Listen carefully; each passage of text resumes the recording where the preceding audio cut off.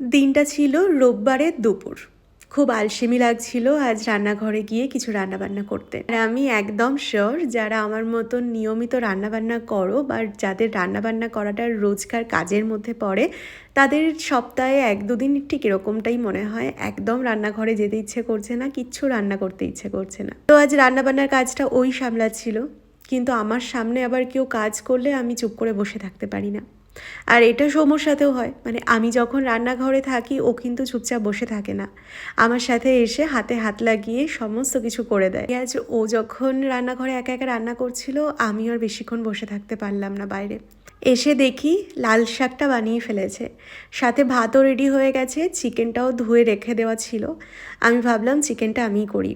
একটা খুব চটজলদি চিকেন রেসিপি শেয়ার করব তোমাদের সাথে। গরমকালে বা যখন কখনো কখনো কোনো কিছু বানাতে ইচ্ছে করবে না, তখন ফটাফট এই রেসিপিটা বানিয়ে ফেলতে পারো।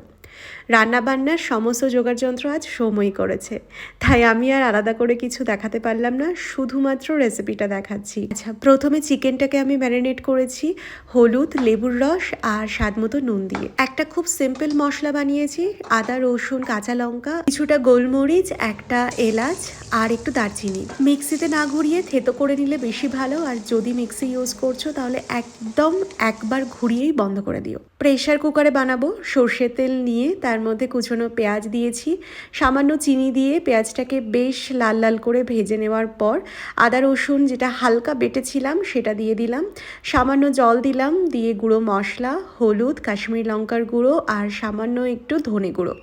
ব্যাস, এছাড়া আর কোনো এক্সট্রা মশলার মধ্যে যাবে না।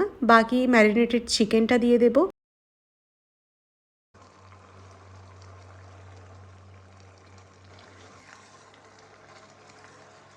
2 থেকে 3 মিনিট একটু নাড়াচাড়া করলেই চিকেন থেকে বেশ খানিকটা জল বেরিয়ে আসবে।